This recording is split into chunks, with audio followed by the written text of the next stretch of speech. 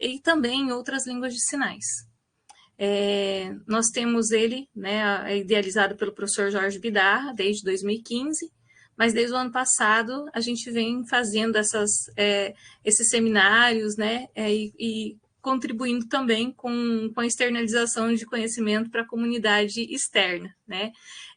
Faz parte dos nossos estudos, nós temos seminários internos, e esses seminários externos que vão acontecer durante o ano de 2024, agora, iniciando com a professora Márcia, a partir de uma vez por mês. Então, sempre uma vez por mês, vocês ficam aí aguardando que sempre a gente vai estar divulgando os novos palestrantes, né? Sempre uma semana, a gente divulga com antecedência, para também não ficar tão antecedência assim, para não ficar, para não ter problema, às vezes, de esquecer, né?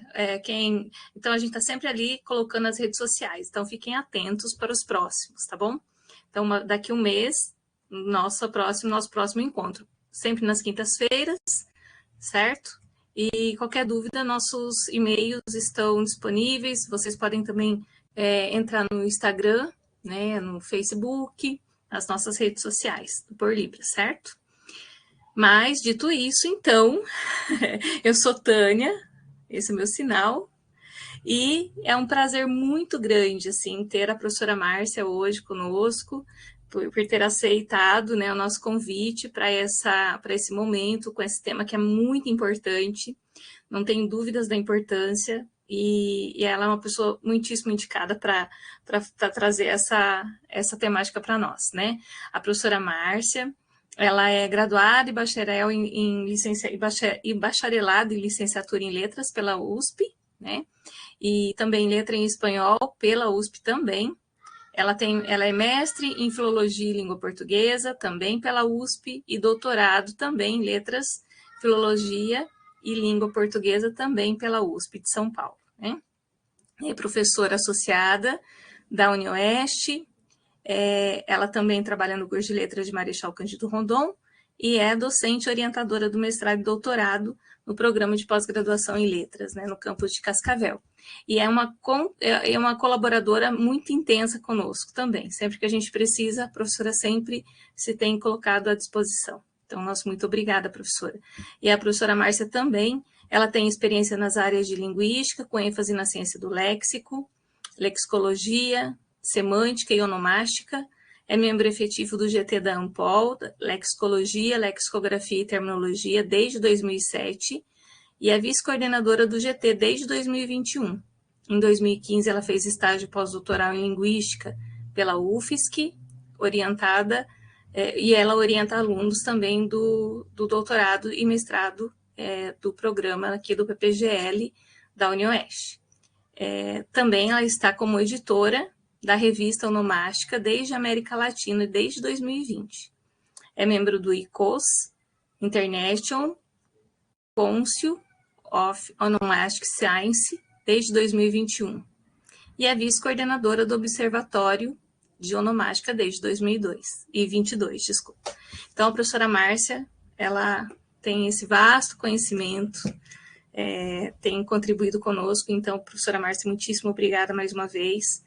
E antecipo os meus agradecimentos e o meu boa noite também a todos que estão aqui presentes agora. Nós estamos com 26, né, pessoas que já entraram. Dei esse tempinho, até eu sei que o pessoal entra sempre aí às 18 e pouquinho. Então, agora nós vamos dar início, então, a esse momento tão esperado, né, do nosso primeiro encontro desse ano. Então, professora Márcia, agora é contigo. Agradeço as intérpretes, a Dani, né, Maria Daniela, ao Tiago, a Janete e o Flávio também. Ele estará compartilhando no chat o link depois para preencher a presença, certo? Então, fiquem atentos aí ao chat e depois também, se vocês tiverem alguma pergunta, é só colocar ali no chat e compartilhar, tá? E depois, no final, depois da professora Márcia, depois que ela fizer a exposição dela, aí vocês podem fazer as solicitações, né, de dúvidas e tudo mais, certo? Então, vamos dar início, então. Professora Márcia, agora é contigo. Muitíssimo obrigada mais uma vez. Boa noite a todos. Obrigada, Tânia, pelo convite. Teremos uma hora muito agradável de conversas e discussões. O que eu vou apresentar hoje é resultado da minha pesquisa de pós-doc, que foi realizada em 2015. Nós vamos começar de uma maneira não acadêmica. Eu só vou enviar o link, tem um pessoal de fora, o Alexandre, ele está pedindo o link para entrar na... O Alexandre Mello vai entrar daqui a pouco, Tânia. Eu estou mandando para ele e para a Amanda. Ai, maravilha, Márcia, muito obrigada. Ótimo, perfeito. Então, vamos começar de uma maneira não acadêmica, com uma história. Então, eu vou contar o começo de uma história, depois eu vou fazer algumas perguntas que eu acredito que alguém vai responder, né? Pode ser a Leidiane, pode ser o Tiago, pode ser a Tânia, alguém vai responder. Então, eu vou começar contando uma história. Essa história se chama O Macaco e a Banana. E o macaco pula para cá, pula para lá, levando uma banana para o seu almoço. Mas a banana escorregou da mão dele e caiu no oco de um tronco. O macaco não conseguiu pegar a fruta de volta. Então resolveu pedir ajuda ao fogo. Fogo, vá queimar o tronco para eu pegar de volta a minha banana. Mas o fogo nem ligou para o pedido. O macaco ficou chateado. Se você não me ajudar, eu vou mandar a água te apagar, hein? E foi falar com a água. Água, vá apagar o fogo, que não quer queimar o tronco para eu pegar de volta a minha banana. A água, na maior tranquilidade, nem respondeu. Não vai me ajudar também? Pois eu vou mandar o boi te beber. Agora, vamos ver quem consegue me responder. O que o macaco estava fazendo no começo da história? Quem se lembra de como começou a história? Ele estava tentando pegar a banana para comer. Ele estava Mas pulando de lá antes para disso, cá. Pulando, Ele estava pulando. pulando. Então, no Pra lá começo e da pra cá. história, o macaco estava pulando. Tinha esse trecho. E o macaco pula para cá, pula para lá, levando uma banana para o seu almoço. Outra pessoa poderia responder assim: o macaco estava pulando de galho em galho com uma banana na mão.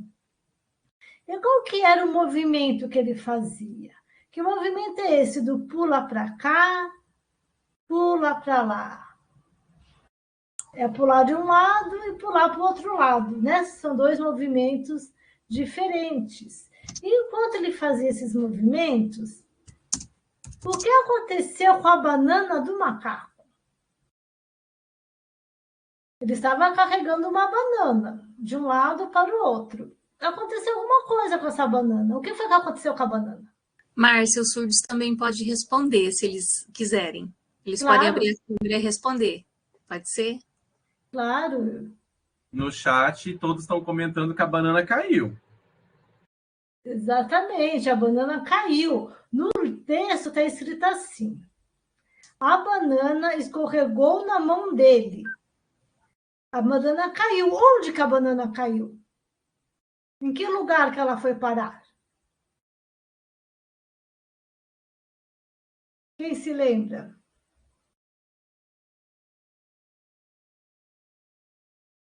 Alguém quer tentar responder? Vamos ver o que o chat colocou. Tá bom.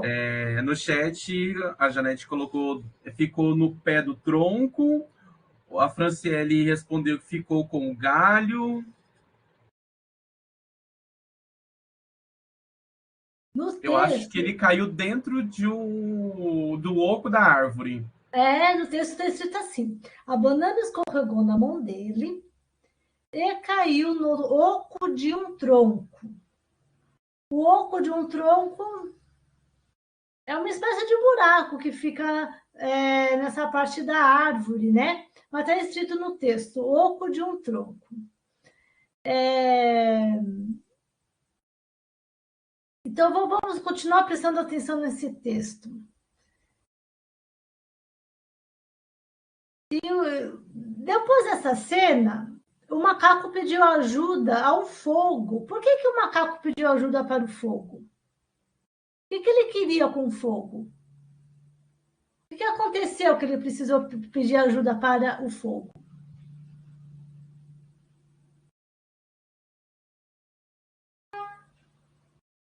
Vamos ver o chat. Estão respondendo, prof. Só um pouquinho. Janete respondeu que queimar o tronco. A Rosana respondeu, pediu para queimar o tronco. A Leidiane queimar a árvore. A Andrea falou assim: será macaco come banana? É, exatamente, o macaco queria comer a banana. Aí a banana Isso. escorreu da mão dele. E ele pensou numa maneira de conseguir a banana de volta, de ter a banana de volta, né? Então, para pegar a banana de volta, ele decidiu pedir ajuda para o fogo. E ele pediu. O que o macaco pediu para o fogo fazer? Pediu para o fogo. Ele falou assim para o fogo: vá queimar o tronco. E o que o tronco fez quando ouviu o pedido do macaco? Qual foi a reação do tronco? Vocês lembram?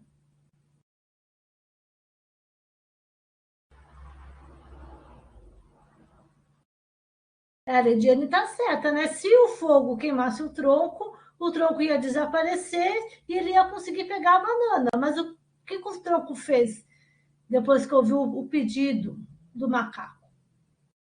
Ah, não aceita ajuda, não lembro do tronco. Então, eu vou ler de novo essa partezinha. Ele falou: vai queimar o tronco. E o narrador explicou: o fogo nem ligou para o pedido. Então, o que o tronco fez? O tronco não fez nada. Ele não respondeu nada. Eu acho que ele fez de conta que nem ouviu. Depois dessa reação do tronco, o macaco pediu ajuda para a água. E o que foi que ele pediu para a água? O que ele quer que a água faça com o fogo? Apagar o fogo, a Rosana disse. A Lidiane Uhum. apagar. A professora, a Ele Andrea pediu também, a para professora a Carmen. água apagar o fogo. Vá apagar o Isso. fogo, ele disse. E o que a água fez, depois de ouvir o pedido do macaco? O que a água fez?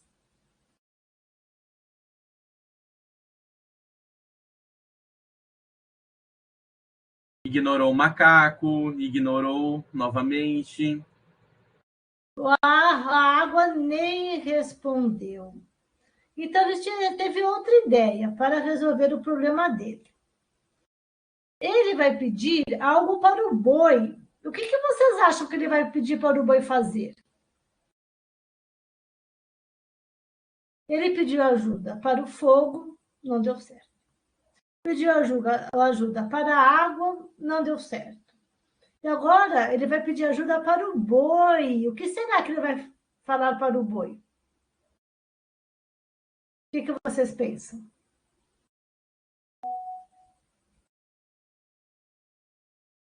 Olha, a gente tem aqui várias informações, né? Leidiane, Carmen, Rosana colocaram que beber a água toda. Andréia também, a Rafaela também, e o Júlio, ele filosofou em relação ao conhecimento em relação ao macaco, né? Ele disse assim, o ego dos primatas seria uma caixa de surpresa, pois teve dificuldade de lidar com ajuda coletiva para solucionar os problemas, né? Essa é a opinião do Júlio. Tá. Então, agora que nós já temos uma ideia do que pode acontecer, eu vou ler mais um pedaço dessa história com vocês. E lá se foi o macaco falar com um boi. Boi, vá beber a água, que não quer apagar o fogo. que não quer queimar o tronco para eu pegar de volta a minha banana. O boi deu uma mugidinha e continuou comendo seu capim. O macaco foi ficando nervoso. Olha, que eu vou mandar o boiadeiro te cutucar. Então, retomando essa história, né? O que o macaco pediu para o boi? Quem foi que acertou? O que o macaco pediu para o boi?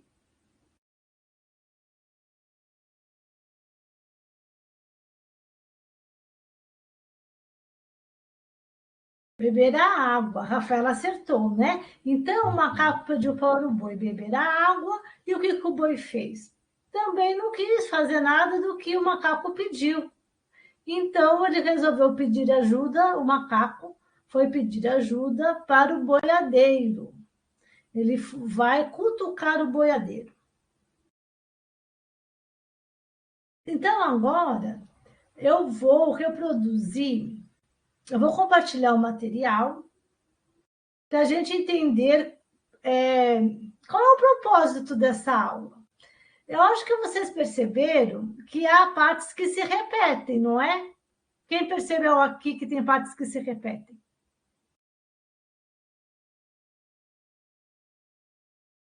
A gente vai observar isso agora.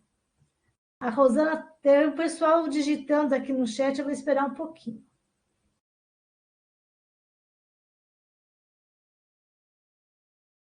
Enquanto eu vou, então, compartilhar o material.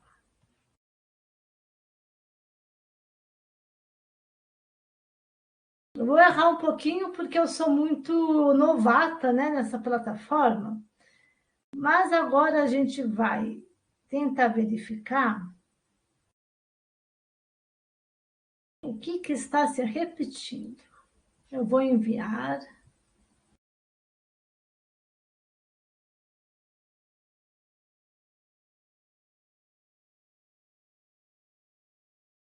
Aqui, vocês estão vendo bem? Não apareceu para mim ainda, prof. Tá. Eu acho que você tem que ir no maisinho novamente e tentar... Tiago, Oi. tá aparecendo.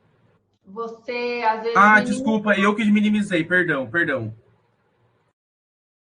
Para ficar a tela inteira, como é que eu faço aqui para ficar maior?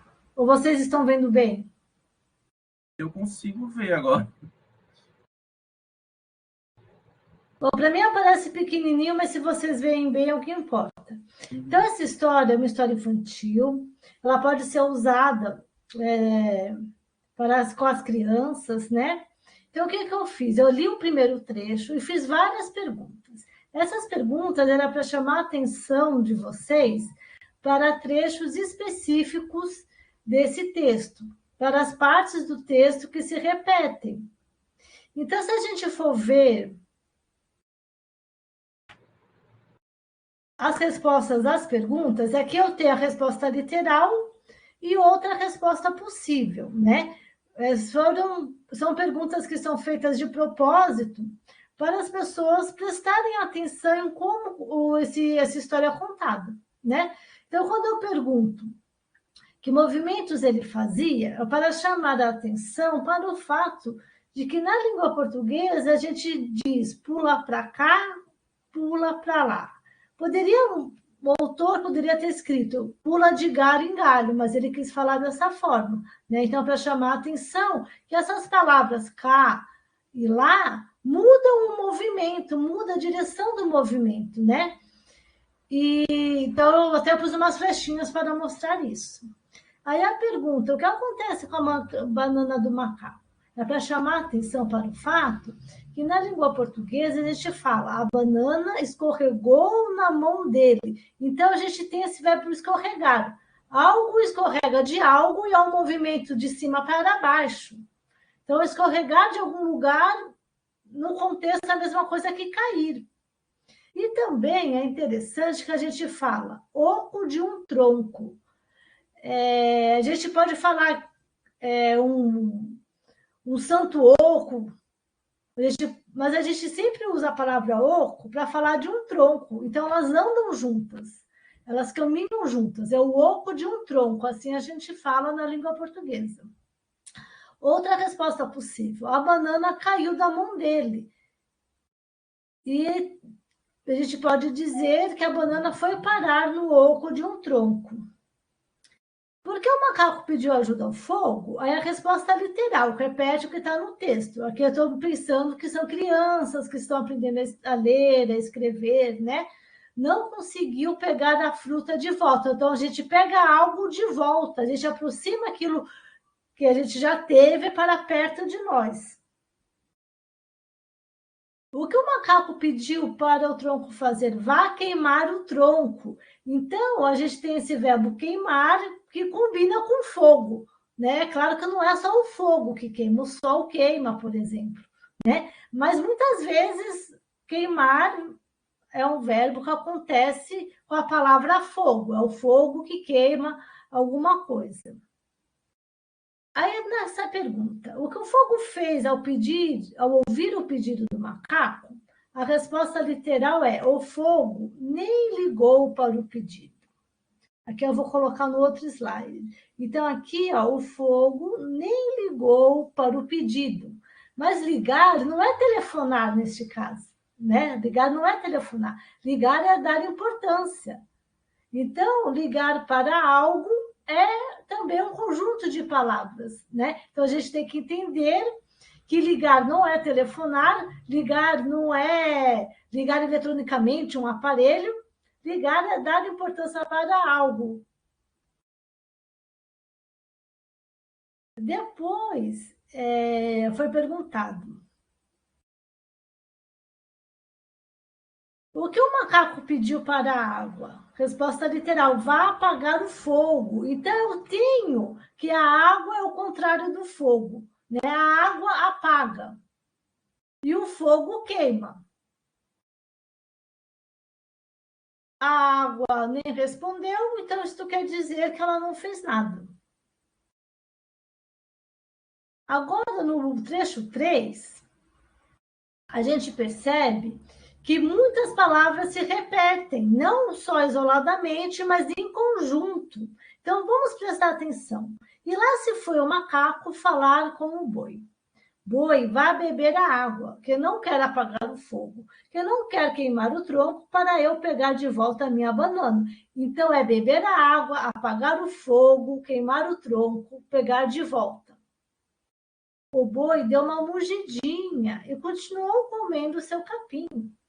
O macaco foi ficando nervoso. Olha, eu vou mandar o boiadeiro te cutucar. E o que o boi fez? O boi deu uma mugidinha, o boi muge. Então, essa história ela é interessante para falar com as crianças, não só porque ela é engraçada, tem uma moral, né? As crianças gostam desse tipo de história, mas também porque as palavras elas vão se repetindo. Então, a criança vai memorizando como uma palavra se combina com a outra. Então, essa outra atividade que as crianças poderiam fazer, ela é assim. Primeiro, conversar com as crianças, né? O que o macaco pediu para o boi, qual foi a resposta do boi, qual foi o que o macaco fez quando soube a resposta do boi, qual foi a decisão dele, né? Mas comparando os pedidos, a gente tem aqui pedido para o fogo. Fogo, vai queimar o tronco para eu pegar de volta a minha banana. O pedido para a água. Água, vá apagar o fogo, que eu não quero queimar o tronco para eu pegar de volta a minha banana. Essa parte em amarelo é a parte que se repete. E quando ele vai pedir para o boi um favor, ele repete o pedido que ele fez para a água, que repete o pedido que fez para o fogo. O macaco fala assim: boi, vá beber a água, que não quer apagar o fogo, que não quer queimar o tronco para eu pegar de volta a minha banana. Então, o fato das palavras se repetirem faz com que as combinações de palavras também se repitam.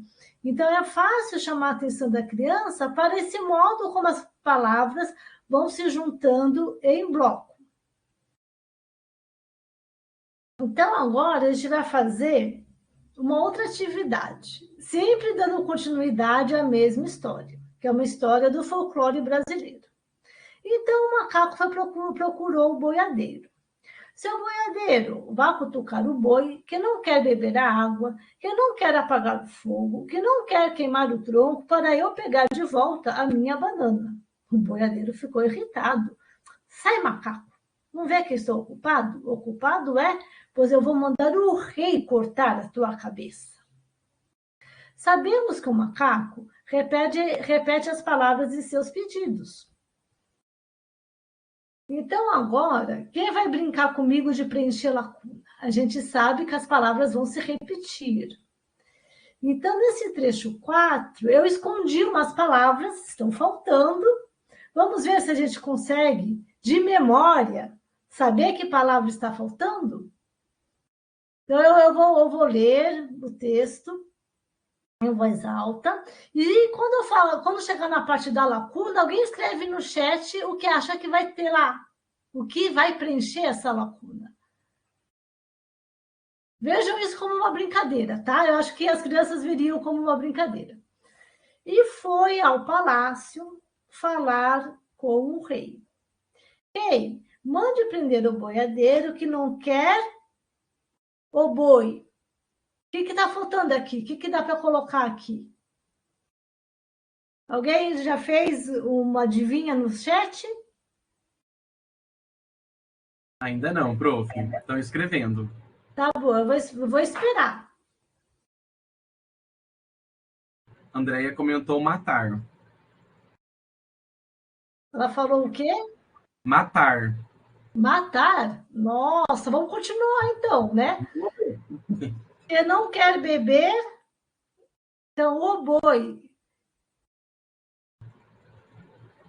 O que o boi não quer beber? Vocês lembram? Água. A Leidiane respondeu. Que não quer beber a água, que não quer apagar. O fogo, a Leidiane também respondeu. Que não quer apagar o fogo. A Rafaela também, o Iago também. Então, o que o fogo não quer fazer? Que não quer o tronco. O que o fogo não quer fazer com o tronco?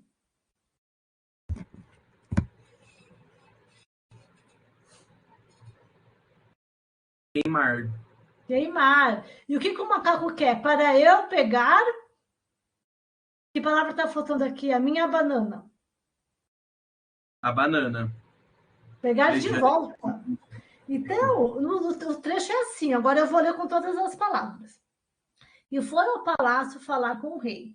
Rei, mande prender o boiadeiro, que não quer cutucar o boi, que não quer beber a água, que não quer apagar o fogo, que não quer queimar o tronco para eu pegar de volta a minha banana.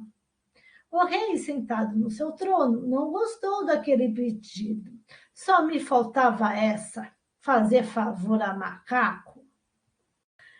Então, o que está acontecendo aqui? É uma história que repete a mesma estrutura e essa estrutura vai aumentando.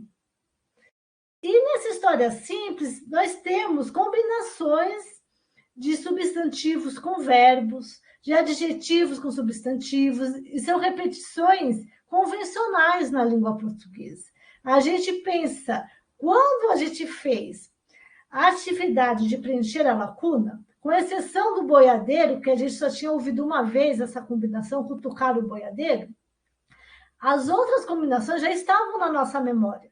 Nós nem precisamos pensar, nós simplesmente lembramos quais eram os verbos ou quais eram os adjetivos que estavam faltando. Nós temos um tipo de memória na nossa mente que lembra que palavras combinam com quais palavras. E essa capacidade de uma palavra lembrar a outra, uma palavra acompanhar a outra, que está na base da abordagem lexical. Então, agora, eu vou, nesse slide 6, Eu tenho as combinações de palavras que aparecem nessa história, que se repetem nessa história e que uma criança poderia aprender quando lê a história, quando conversa sobre essa história, quando faz atividades como essas que nós fizemos aqui, né?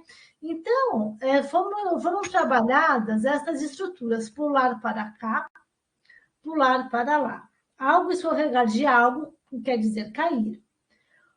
Essa combinação oco do tronco. Então, nós não falamos buraco do tronco ou oco da árvore. A gente fala o oco do tronco. Então, é uma combinatória. É um bloco de palavras, né? Nós falamos pegar algo de volta, com o sentido de recuperar. A gente usa fogo. O que o fogo faz? O fogo queima. A água apaga o fogo. Alguém bebe água. Ligar para algo, para alguém, é dar importância. E o boi muge, boi mugir. No texto está escrito, dar uma mugidinha. Então, quando eu tenho o verbo mugir, eu só vou ter um animal que muge, que é o boi ou a vaca. Não tem como mudar essa combinatória, né? E a abordagem lexical, ela surgiu depois que descobriram que as palavras não são usadas uma a uma, isoladamente, mas sim que elas são usadas acompanhadas. Né? Então, uma palavra acompanha outra palavra, elas vão juntas para os lugares, elas são usadas juntas. E esse estar junto das palavras faz com que elas formem um bloco. E a abordagem lexical ela pode ser usada na língua estrangeira ou na língua moderna. A concepção de aprendizagem da abordagem lexical é esta. Eu traduzi um trecho do livro de quem propôs a abordagem lexical, que foi o Lewis. Ele fala assim: toda aprendizagem, por definição, vem de fora de nós mesmos. Mas, com frequência, não é suficiente que algo nos seja dito. A aprendizagem verdadeira parece ser o resultado de um relacionamento contínuo e simbiótico entre experiência, reflexão sobre a experiência e, por último, sua interiorização holística.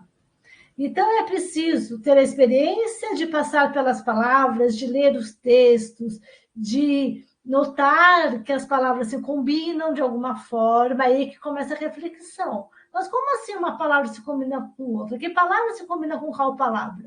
Aí depois que a gente percebeu o que acontece, refletiu sobre o que aconteceu e teve ideia sobre o que aconteceu, a gente coloca para dentro de nós o que foi aprendido, que é a interiorização. E também essa abordagem, ela adota um paradigma reflexivo de ensino. A aprendizagem é essencialmente provisória e cíclica, baseada na repetição infinita do ciclo. Observar, eu estou usando duas telas, né? Uma é minha, outra de vocês. Então, aqui tem, no finalzinho dessa página, eu acredito que vocês devam ver, nós temos a definição do paradigma reflexivo de ensino. Esse é um ciclo que é formado por observar, hipotetizar e experimentar, ou HE. O paradigma OHE de aprendizagem é claramente distinto do equivocado paradigma AEP, apresentar, exercitar, produzir, que ainda influencia o ensino de línguas. Então, quando o Lewis fala desse ciclo apresentar, exercitar, produzir, ele está se referindo às aprendizagens behavioristas, que a pessoa memoriza as coisas e reproduz o que memorizou. Na abordagem lexical, não é assim que a gente trabalha. A gente começa pela observação.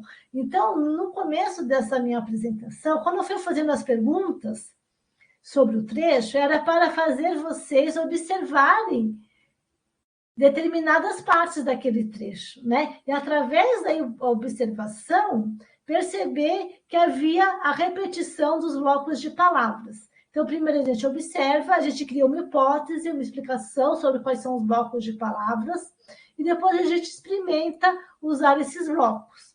Porque a aposta da abordagem lexical é assim. Ao invés de eu aprender uma palavra por vez, eu vou aprender um conjunto de palavras. Aí eu uso as palavras conjuntamente, como se fosse um bloco pré-fabricado. E quando eu uso esses blocos pré-fabricados, eu consigo falar melhor, eu consigo me expressar de uma maneira mais fluida, mais parecido com o que um falante nativo falaria. Se eu estou na língua materna, eu aprendo uma terminologia nova mais rapidamente, né? A concepção de língua que era utilizada também é muito interessante, porque o Lewis fala assim: a língua não existe no vácuo. As pessoas utilizam a língua como meio para chegar a um fim, para alcançar seus propósitos. Estes são os intermediários entre o usuário da língua e o mundo exterior. A língua nos permite expressar e, portanto, lidar com muitas das nossas necessidades humanas. Nada poderia ilustrar melhor a natureza multidimensional da língua que o importante fato que ela empodera seu usuário. Então, veja como que a concepção de língua que ele tem. A língua é algo que nos permite alcançar os nossos propósitos. Então, quando a gente aprende uma língua, é para fazer alguma coisa com ela, né? E o papel do professor é ajudar o aluno a que ele consiga fazer o que ele quer fazer através do uso de uma língua. E as necessidades humanas são várias, né? E é preciso levar essas necessidades humanas em consideração, né?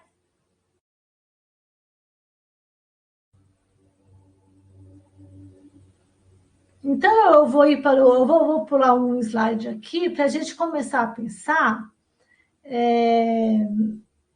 em como a abordagem lexical pode ajudar o ensino de línguas estrangeiras e de língua materna. Então, eu vou pensar nesses dois cenários. No cenário, no caso da língua materna,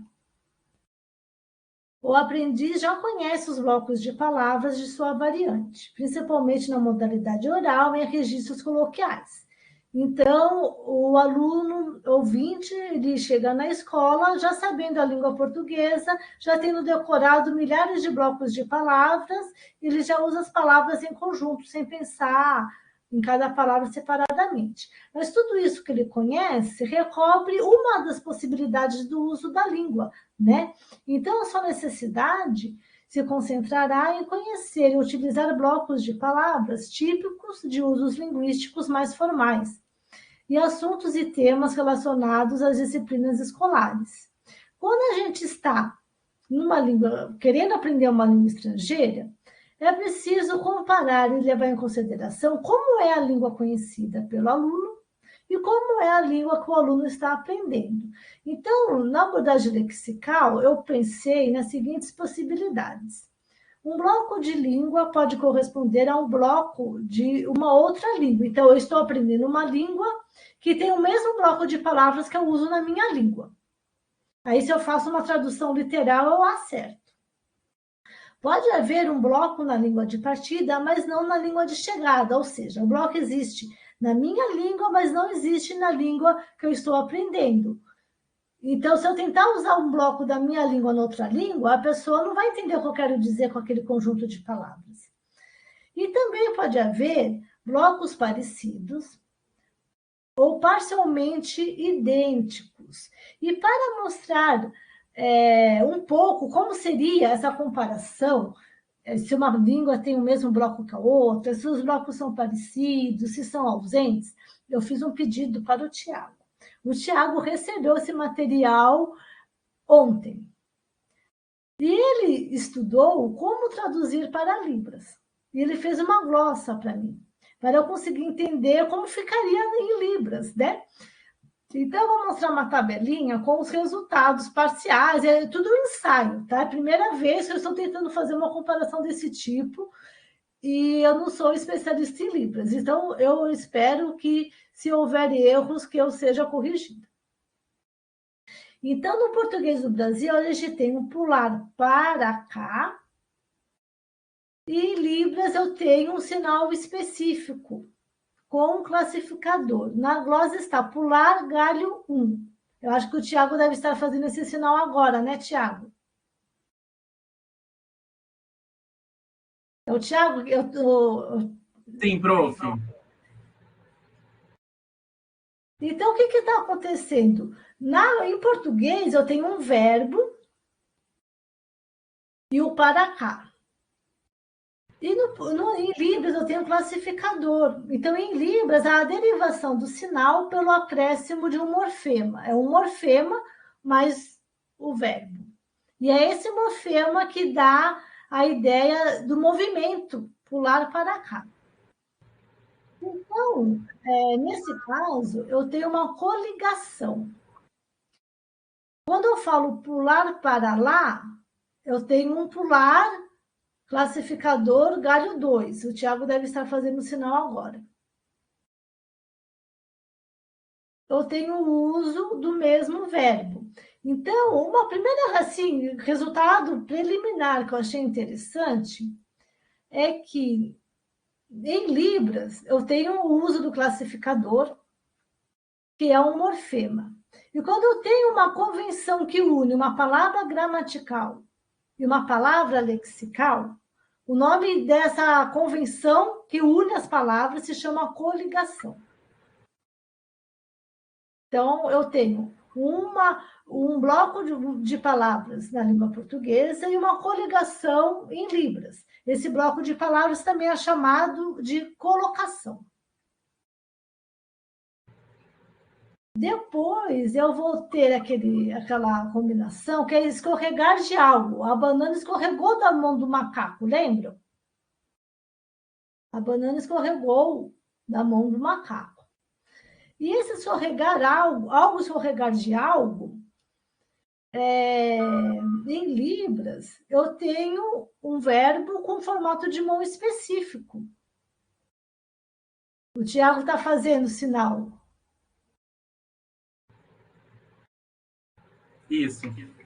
Então, eu tenho um bloco de palavras no português do Brasil. Eu tenho 3 palavras que juntas dão essa ideia que em Libras se faz com um sinal. Então, não tem bloco, nesse caso, para Libras, mas tem na língua portuguesa. Então, a tradução literal não daria certo. Em português, eu tenho o oco do tronco. Em Libras, na glosa, ficou tronco, buraco, vazio. Então, é um buraco vazio que está dentro do tronco. Eu não tenho um bloco em Libras. Eu tenho um bloco na língua portuguesa. Porque essa palavra oco só pode se referir a algo feito de madeira. Obrigatoriamente. Né? Vai ser tronco, vai ser um santo feito de madeira. Que eu tenho pegar algo de volta no português e em Libras, pela glosa, pegar para si. Então, pegar de volta é um bloco que tem na língua portuguesa e não tem exatamente em Libras. Ligar para algo quer dizer dar importância em português. Em Libras, conforme o Tiago, nós temos sinal de pegar mais expressão facial. Então, o Tiago está fazendo esse sinal, né? Então, eu tenho blocos diferentes. Em português, é o ligar, querendo dizer dar importância, e na Libras é o pegar. Então, eu tenho um bloco numa língua e um bloco na outra língua, só que os blocos são diferentes. Com relação à combinação fogo-queima, eu tenho em Libras fogo mais chama. O sinal de fogo mais o sinal de chama. Mas são colocações parecidas, né? Eu tenho colocações diferentes porque eu tenho adjetivos diferentes. Então, com a palavra fogo, eu vou dizer queima na língua portuguesa, mas com a palavra fogo, eu vou falar chama. Então, a combinação é diferente. Mas cada uma tem a sua combinação, né? Eu vou dizer a água apaga o fogo, em português, e eu tenho a água mais a configuração do classificador, mais respingar, mais fogo, o CL e o sumir. Então, eu tenho colocações diferentes, né? Porque os verbos usados são diferentes. Mas eu tenho um bloco numa língua, um bloco na outra língua. Agora, quando eu falo alguém bebe água, o Tiago me ensinou que eu preciso pensar se esse alguém é um animal ou se esse alguém é um ser humano. Porque o formato da mão vai mudar. Então, isso significa em Libras eu tenho 2 blocos diferentes. Eu tenho um bloco para dizer que o animal bebe água e outro bloco para dizer que o ser humano bebe água. E eu não posso trocar as coisas. Há uma combinação fixa. Eu tenho 2 blocos em Libras. Já com relação ao boi, a gente fala boi muge e eu tenho em Libras o boi, a expressão facial, a soletração manual de mu. Então, aqui eu tenho convergência. Eu tenho o mesmo fenômeno nas 2 línguas. Mas essa simples história, né? Nós pensamos sobre 10 combinações de palavras e conseguimos encontrar uma convergência. Vemos que há colocações nas 2 línguas, que no caso de Libras, quando tem o classificador, eu tenho um bloco diferente que se chama coligação, porque junta uma palavra gramatical com uma palavra lexical. Então, eu vou mostrar aqui as referências. Foi assim, uma explicação muito breve da abordagem lexical, eu só exemplifiquei, na verdade, mas eu achei muito interessante perceber a importância do classificador e da coligação para explicar como as palavras se unem em Libras. E eu também já percebi que há convergências, há divergências, há semelhanças. Então, com certeza, a abordagem lexical pode ser utilizada para o ensino de Libras. Porque quando a gente compara 2 línguas, também há os mesmos fenômenos, né? De convergência, de divergência, algo que é mais típico de Libras, ao que me parece, eu posso estar errada, é uma importância maior da coligação, de usar um morfema, que é o classificador, que recobre funções muito importantes também. Então, agora eu fico à disposição de conversar com vocês. Eu me excedi um pouco na minha fala, eu peço desculpas e fico, então, à disposição de vocês. Eu vou tirar essa apresentação agora. Muito obrigada, Márcia, pelas suas pela sua exposição e aula mesmo, né? Foi fantástico. A gente consegue verificar justamente essas relações. Eu até estava falando com a Fabielle, tem a pesquisa dela, né, do mestrado, inclusive, sobre o uso da abordagem lexical para trabalhar Libras com as crianças surdas. Então, é um trabalho que vai ficar, eu acredito, assim, bastante interessante. E você trouxe essas relações, né, que você conseguiu observar. Acho fantástico as suas observações, as reflexões que você trouxe, as percepções que você teve com relação, né, à língua, aos blocos de palavras da língua portuguesa, com os sinais da Libras. Assim, eu acho que isso é o que a gente realmente precisava pensar, né, parar, pensar um pouquinho. Eu acho que foi muito pertinente, assim, tudo que você colocou. Bom, eu vou pedir, assim, mil desculpas para vocês, mas eu tenho que sair antes, porque eu tenho uma banca agora, daqui a pouquinho. Mas a Andrea vai depois, vai fazer agora, intermediar as perguntas junto com o grupo, tá bom? Então, aí vocês continuam tranquilamente até o horário que vocês acharem que é possível continuar aí. Então, eu agradeço, tá, em nome do grupo e, né, e particular, meus agradecimentos para você, muito especial. Muito obrigada, viu, Márcia? Obrigada mesmo. Nada, obrigada ao grupo e aos que estão aqui, né, participando. Obrigada. Então, eu saio e aí a Andréa continua. Obrigada, Andréa. A Janete está com a mão levantada. Obrigado, professora. A Andréa pode sinalizar. Eu faço a voz daí, tá, Dani? Pode ficar tranquilo. Então, boa noite, né, a todos vocês. Eu quero agradecer a professora Márcia pela sua explicação. Foi tudo muito claro, fazendo essa comparação entre a língua portuguesa e a língua de sinais. Às vezes é um pouco confuso para nós, como que ficaria isso, até mesmo na tradução que falta, né? Então, às vezes faltam as questões que envolvem o diálogo. Foi muito legal essa forma que você utilizou para a interação. Achei bastante legal de utilizar o chat para responder. Foi uma estratégia muito interessante, né? E para nós surdos também, tentar compreender como que é esse processo, então isso ficou muito legal. Então, tem algumas perguntas, né? Tem no chat, tem, né? As pessoas podem colocar. A Janete tem uma pergunta, ok? Vai ser a pergunta em Libras ou língua portuguesa, Janete? Eu vou falar, daí eu preciso Tá bem. do intérprete. Espera só um pouquinho, então. Aí.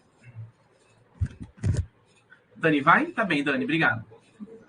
Professora, eu quero agradecer muito pela sua fala, é muito interessante. E eu estou terminando minha tese agora, né? Já qualifiquei, estou na etapa final já para defesa, né? E é sobre ambiguidade na Libras, né? E uma coisa que eu tenho estudado bastante é a semântica lexical, né?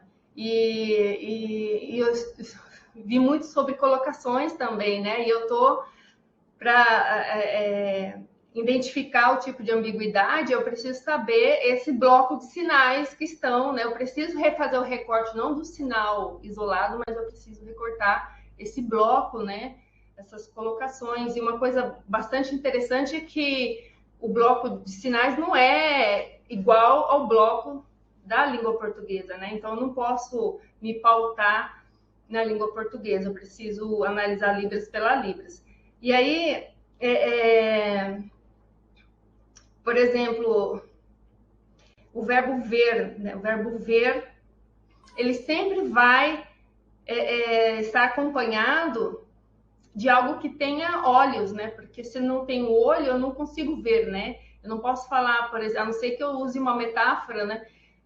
Que a mesa viu o menino, né? A mesa viu o menino, porque para ver eu preciso ter um olho, e o olho, quem tem é um ser vivo, né? Então, isso me chamou bastante atenção, porque às vezes tem ambiguidade, mas ela se desambigua por conta da questão por exemplo, na sua história, ele falou com fogo, mas o fogo é uma fábula, uma metáfora, porque o fogo ele não fala para falar, talvez ele não respondeu porque não tem boca, o fogo não tem boca, a água não tem boca, né?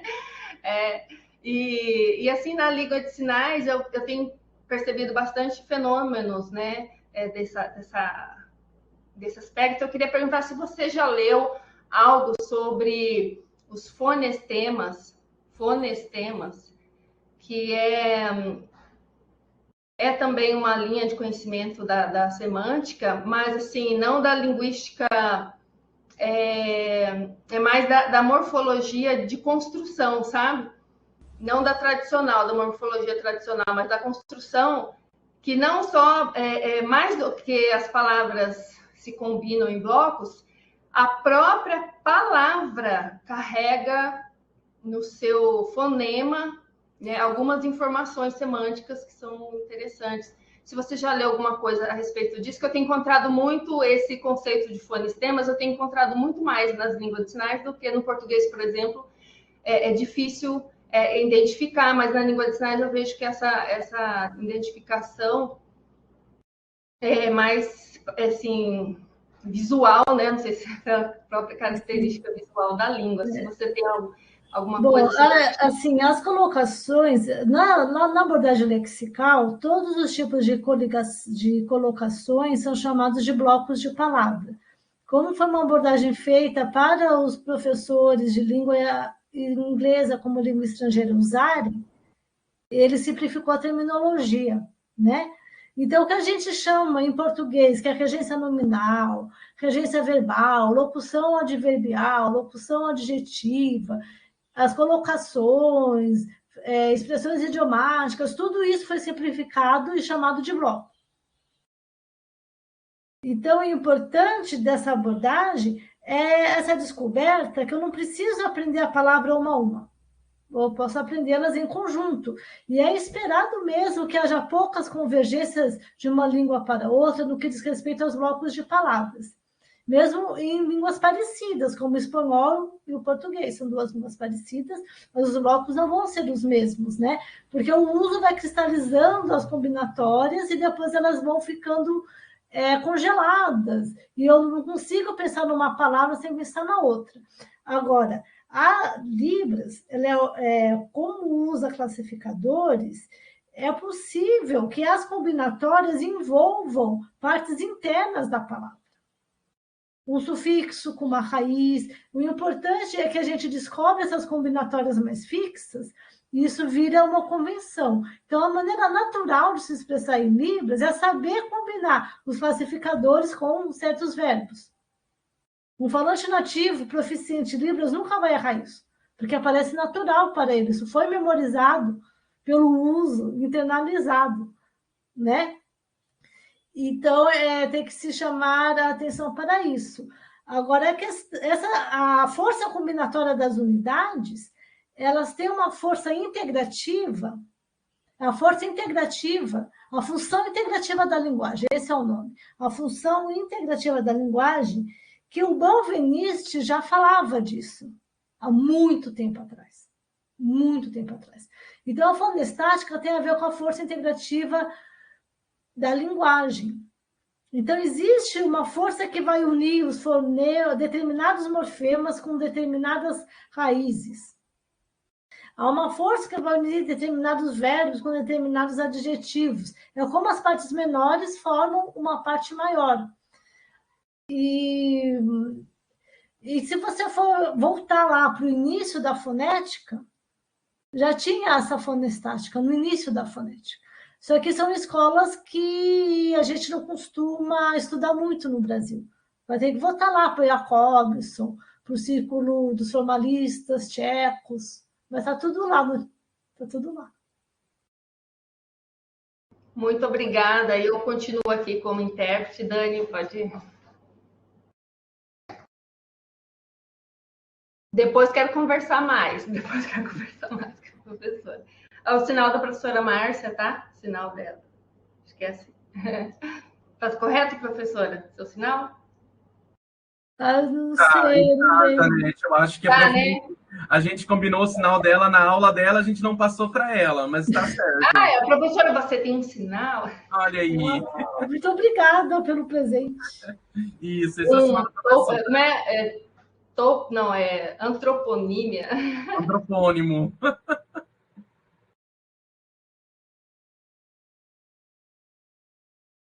Então, agora a Fabielle tem uma pergunta. Então, pode fazer a pergunta, Fabielle. Boa noite, professora Márcia. É um prazer revê-la, assistir a sua palestra, né? E eu tenho uma pergunta porque combina muito com a minha pesquisa do mestrado. A Andréia, né? Ela falou um pouquinho que se sente... que percebeu que essa comparação em relação ao texto, você apresentou para nós um texto, né? E nós, como né, para essa comparação, então, se você chegou a distribuir esse material, você percebeu que houve diferença nesses recortes? Como que seria isso, né? Essa é a primeira pergunta. A segunda pergunta, vamos imaginar o surdo, né? Em relação ao português, que não é a língua primeira dele, né? Pensando especificamente na Libras, como que seria isso, esse processo? Você acha que, por exemplo, o uso de filmagens para a gente poder comparar esse desenvolvimento da língua do surdo, como que seria essa interação, né? E essa é uma pergunta que eu tenho, uma curiosidade que eu faço para você, porque eu estou fazendo as entrevistas com os meus alunos para avaliar essa variação linguística, então eu gostaria de saber um pouco mais de você sobre isso. Na minha palestra, eu usei um texto escrito, porque eu pensei em dar um exemplo de uma aula de português que fosse dada para o ensino fundamental 1. Mas, no caso de Libras, com certeza é possível usar uma filmagem, né? Assim, na língua portuguesa a gente usa texto, a gente usa música, em língua estrangeira são usados filmes também.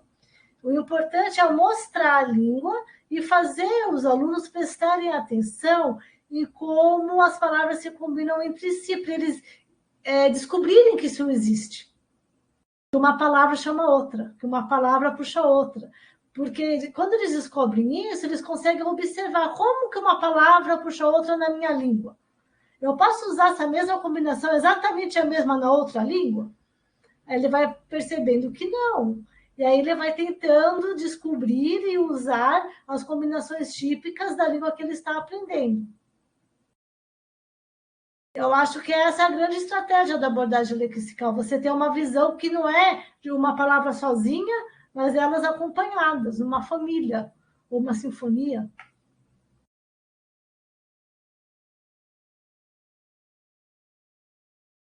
Ok, professora, muito obrigado. Obrigada. Tem o Erliandro. Agora, tem mais perguntas? Se os surdos quiserem perguntar em Libras também, podem fazer perguntas, só abrir as câmeras. Vocês estão livres. Se não tiver mais nenhuma pergunta, né, vocês podem... Vamos aguardar no chat também. Quem mais tem algumas perguntas? O Erliandro. Tem ali o Erliandro.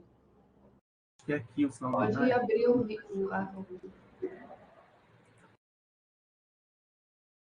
Acho que é o Erliandro. Acho que é assim o sinal dele. Isso. Então, boa noite, professora Márcia. Eu quero fazer uma pergunta sobre como que as palavras se combinam. Eu comecei a raciocinar, comecei a pensar e também fiquei bastante angustiado, né? Porque em relação ao português a Libras, há uma diferença em língua, né? Por exemplo, eu participo do Grupo Negro Surdo e também eu convivo no NEAB, que é um grupo específico, né? E nós discutimos sinais que combinem, né? Que estão de acordo com a área da discussão que envolve a área dos negros, a cultura negra. Então, por exemplo, a palavra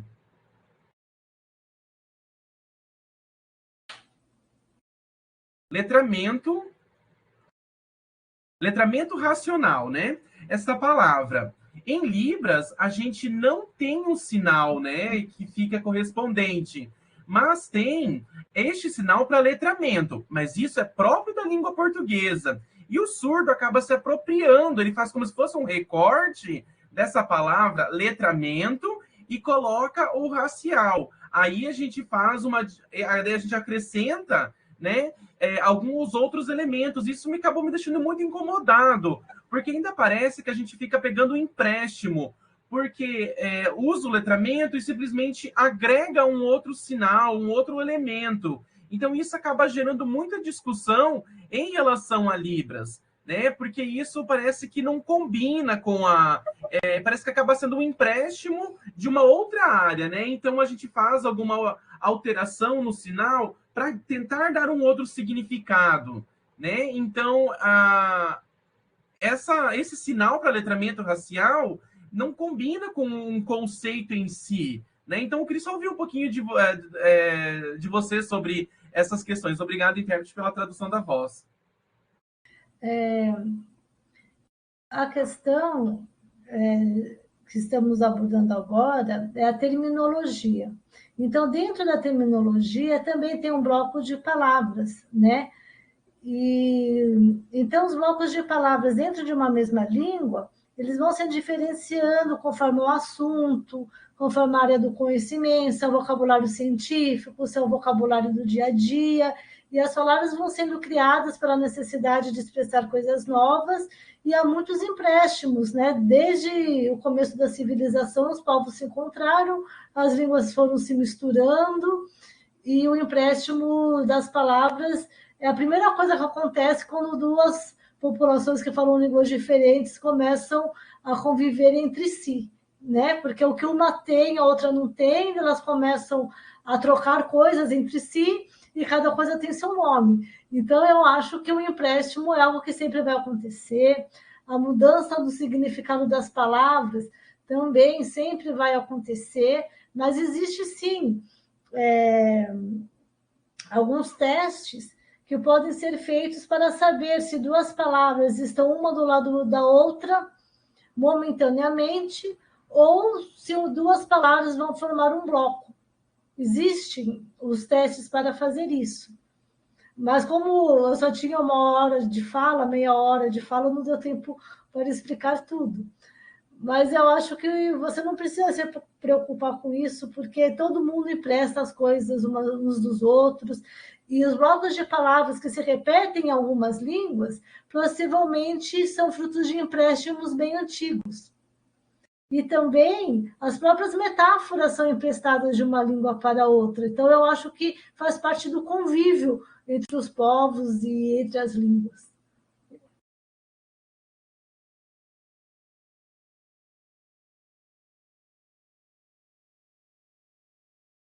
Sim, pode ir. Eu penso, porque a palavra e o sinal, ele não combina com o conceito. Ele está em desencontro com o conceito. Porque o conceito é algo mais detalhado, algo mais profundo, é algo que não vai em relação ao pessoal, né? Então, lá, por exemplo, lá na opinião do grupo, do NEAB, é um empréstimo. Mas a palavra, esse sinal utilizado para letramento racial, ele não tem um acordo, ele não faz um acordo que esteja condizendo com o conceito. Não sei se a professora conseguiu compreender. Eu posso complementar a pergunta dele? Uhum. Complementar. Tiago, ajuda aí. Um pouquinho. Aí. Tá abrindo, foi.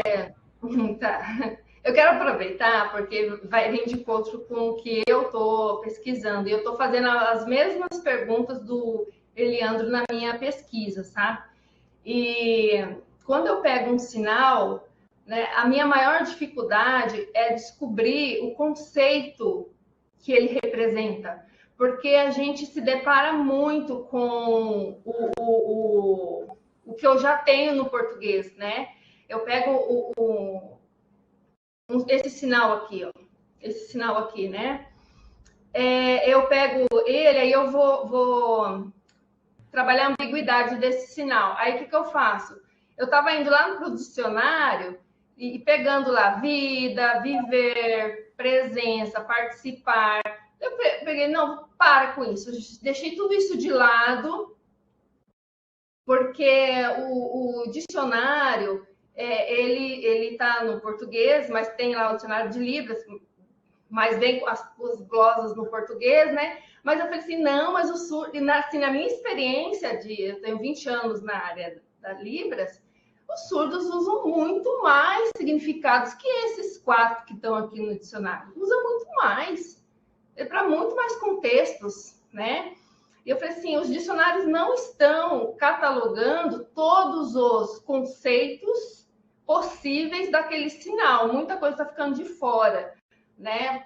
Por isso aí vem também a pesquisa da professora Tânia, que é o dicionário monolíngue, que é assim, não ficar preso só para aquilo que já tem equivalência no português, porque tem muitos sinais que não têm equivalência ainda no português.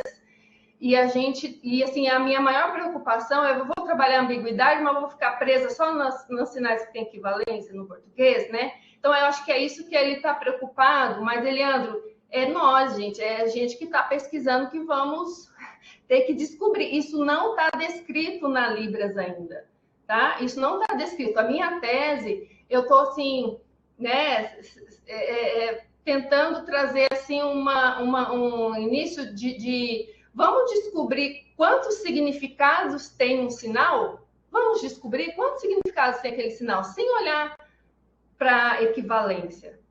Pelo sinal, pela Libras mesmo, né? Então, isso aqui eu descobri um monte de outros que nem estão, não está em dicionário nenhum, não está lexicalizado formalmente, mas está lexicalizado na língua usada pelo surdo. Ele já usa de muito tempo. Então, essas pesquisas que ainda faltam, que a gente fica só fazendo corpus paralelo, né? E aí precisa ter o corpus só da Libras, né? E eu entendo a angústia dele, mas olha, calma, nós aqui que estamos como pesquisadores, que estamos com essa responsabilidade na mão, viu? Eu acho que vale a pena retomar os estudos da terminologia, porque a angústia do Eliando tem mais a ver com a terminologia, né? A escola clássica da terminologia acreditava que seria possível construir uma linguagem artificial para ser usada numa área de conhecimento e que os conceitos seriam precisos e pudessem ser usados internacionalmente por várias pessoas.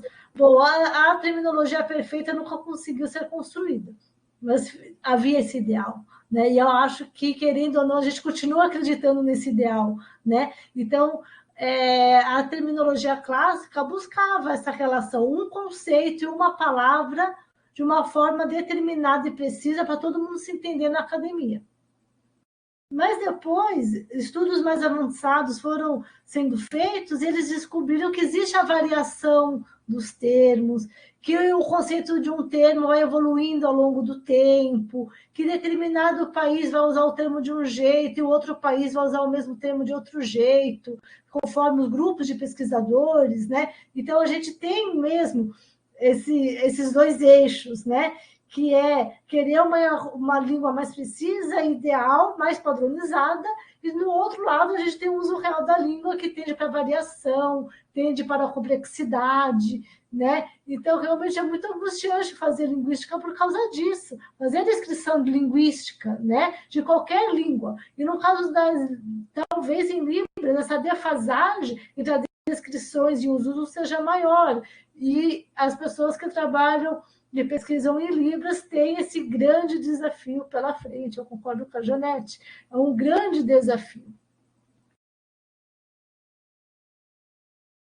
E com relação a quantos significados um sinal pode ter, observar com que outros sinais esse sinal combina pode dar uma ajuda, né, Janete? É isso aí que eu estou descobrindo, né? A minha tese, por exemplo, é que eu não quero entregar tudo das coisas, né? Mas eu vou entregar um pouquinho. Essa configuração de mão aqui, né? Pelo que eu estou pesquisando, assim, quantos contextos ela aparece, né? Quando ela é mão passiva e é bimanual, ela sempre se refere a textos escritos, por exemplo. Sempre está dentro desse contexto. É lei, edital, lei, redação, documento, dicionário, significado, texto, tudo que é referência a textos escritos tem essa mão aqui. Todos os significados eu tenho essa mão, só muda a mão que tem movimento, mas a mão passiva. Então, essa configuração de palma de mão, né, dentro da fonestática, que é o que eu estou tentando pegar para as minhas análises, né, esse conceito, se relaciona a textos escritos ou produção textual, né? Sabe o que eu acho parecido com o que você está falando? Eu acho que quanto mais pesquisas em mais línguas diferentes, mais a gente vai entender do que uma língua é capaz de fazer. Né? Eu não sei todas as línguas do mundo, mas o que você está me falando, Janete, me lembra o modo de funcionamento das línguas aglutinantes e das línguas tonais, coisas muito semelhantes acontecem na língua chinesa e também na língua coreana. É fascinante, né? Como as línguas funcionam diferentemente. Eu vou ter que ler pesquisas do chinês e das línguas orientais para eu poder entender esse conceito, para poder aplicar, porque a língua de sinais ela está muito mais próxima dessas línguas classificadoras do que com as línguas orais. Mas, assim, eu acho que a gente tem dificuldade de entender os classificadores e como eles funcionam, porque é um tipo de construção que está presente em línguas também muito longe e distantes de nós. Então, no coreano, tem os tons. Então, uma mesma palavra é falada com tons diferentes. Se quem fala é um homem, se quem fala é uma mulher, se ele é superior na hierarquia, se ele é inferior na hierarquia. Isso é uma espécie de classificação. Isso é parecido com o uso dos classificadores. Agora, professor, uma coisa na minha região, que eu moro em Dourados, a gente tem as maiores aldeias indígenas, como que eu falo, urbanas, né? Que estão próximas de regiões urbanas. As aldeias aqui são tipo bairros da cidade, né? De tão próximos que elas estão. Então, eu tenho um pouco de contato com o Guarani, que é a língua mais falada aqui, mas tem outros também.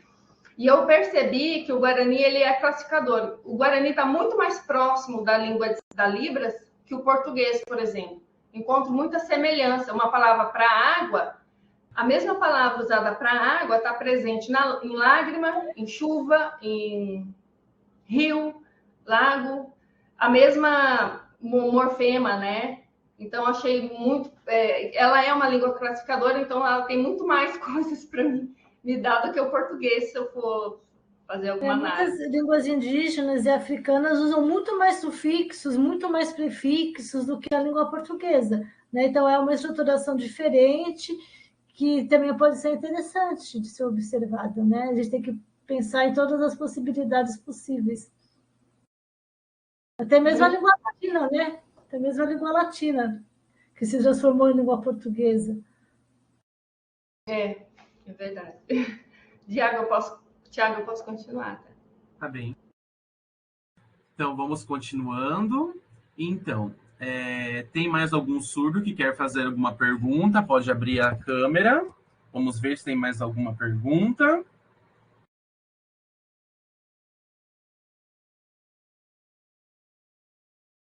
O Flávio já enviou o link, né, para vocês marcarem a presença. Não esqueçam disso, tá? De colocar ali, clicar no link, ter acesso à lista de presença. Então, nós vamos continuar a última pergunta, tá? Tá em português. Eu vou tentar interpretar em Libras, né? Então, eu vou ver em português e vou fazer em Libras. O Júlio, né? O Júlio, ele fez uma pergunta. Você explicou, né, sobre a história da banana e do macaco da banana. É uma história própria de literatura. E na literatura tem apropriação, tem uma superioridade sobre isso, porque tem algumas provocações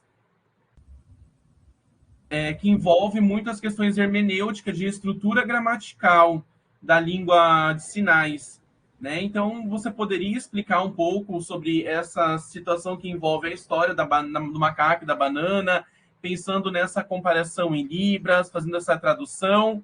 Você conseguiria responder algo sobre isso? Acho que foi o Júlio que perguntou, isso mesmo. Júlio, eu usei essa história por ser uma história folclórica, voltada para o público infantil, mas todas as questões que estamos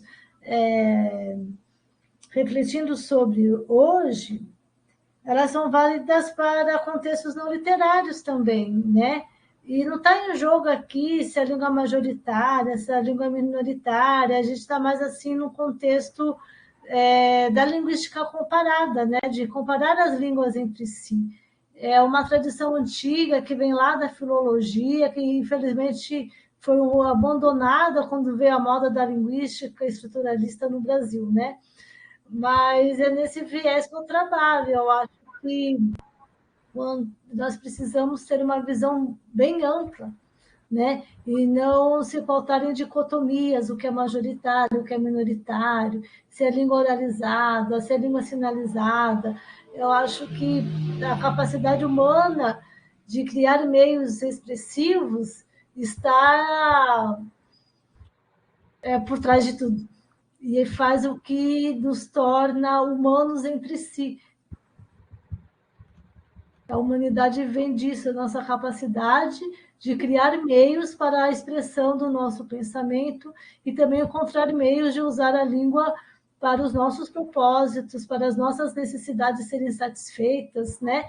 Eu acho que nós, como aprendizes de pesquisadores, linguistas amadores, nós precisamos ter essa mente aberta, né? E pensar em muitas possibilidades de uma língua ser e existir. Eu penso assim.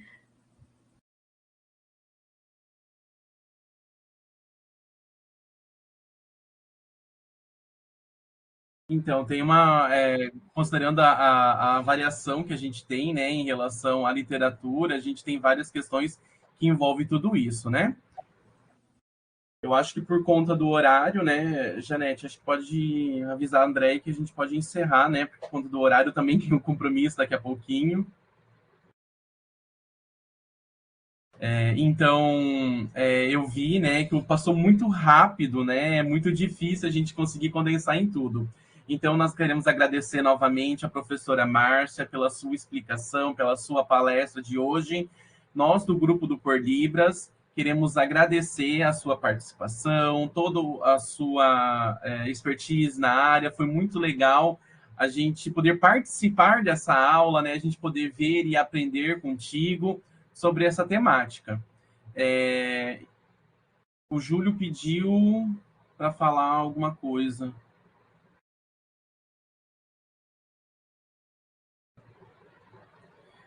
A gente tem um tempo curtinho, Júlio, daí não sei como fala, não pode falar. Vou perguntar para a professora Márcia, você tem mais um tempinho, professora, para ele falar?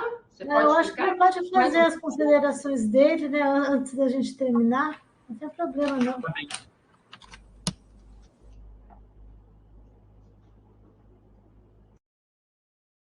Pode fazer em Libras. Uhum. Janete, pode concordar?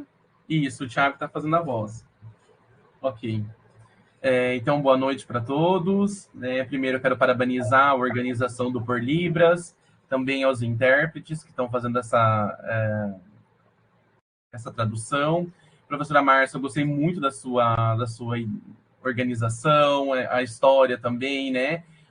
Desse autor, né? Eu achei muito legal. A gente precisa difundir mais essas histórias, né? Então, tem um grupo de surdos, né? Então, a gente observa essas adaptações, como que é feita essas traduções também para Libras, né? A gente precisa muito oportunizar momentos de discussões, principalmente em relação a Libras, porque sempre parece que a gente está vendo um conflito para entender sobre essas diversas culturas, né? A cultura surdo, a cultura ouvinte, parece que tem sempre algo que vem abalando essas estruturas, né? Parece que não há uma sintonia em relação a essas... não há um encontro essas duas culturas, né?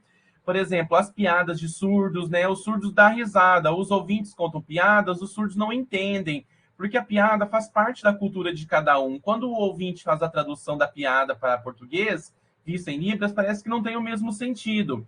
Então, a gente precisa fazer essas formas de comparação, precisa também essa história que você organizou, essa maneira da gente verificar como que poderia ser as possibilidades. Então, eu achei isso muito interessante. Mas a minha pergunta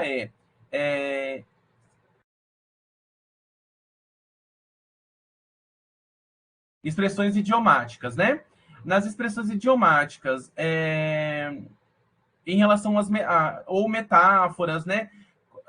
Os ouvintes acabam utilizando bastante. Mas como que seria isso para ensinar a criança surda, né? Quando ela vê uma expressão idiomática, né? A Tânia, ela organizou o dicionário, né? Isso é muito importante, a pesquisa dela fez essa comparação, fez essa análise, mas ela encontrou mais de 36 mil palavras, né? Então, tem quase 100, e comparando com a língua de sinais, são quase 6 mil sinais apenas. Então, a gente observa que há uma falta de termos ali para que a gente consiga trabalhar. Mas como que seria, então, essas questões que envolvem a expressão idiomática e a própria língua de sinais no ensino da surdez? Mas a Andréia está falando que... não sei se a professora gostaria de compartilhar, gostaria de finalizar. A professora quer responder? Eu vou responder rapidamente para a gente poder finalizar, né? Obrigada pela sua participação, Júlio, pelas suas contribuições. Pela abordagem lexical, uma expressão idiomática, ela é ensinada como se fosse uma palavra. Então, a expressão idiomática é um conjunto de várias palavras com graus diferentes de literalidade, mas se ensina como se fosse uma palavra só. Então, todo o conjunto que é a expressão idiomática vai ter um sentido. E a gente já ensina o sentido para o aluno e ele aprende como se fosse uma palavra. porque não vale a pena analisar parte por parte, porque o conjunto vai ser maior que a soma das partes.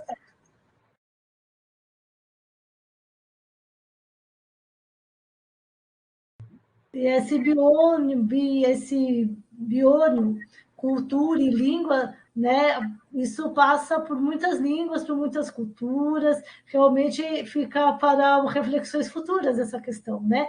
É impossível saber uma língua sem saber sua cultura. Eu posso ensinar a língua e não ensinar a cultura? Existem várias culturas dentro de uma língua? São perguntas que não poderíamos responder, né? Mas é importante que a gente se faça, né? Uhum. Obrigada a todos, estou muito feliz por ter participado dessa palestra com vocês, ter dado essa aula, ter conversado com vocês. Obrigada e fico à disposição para outras oportunidades.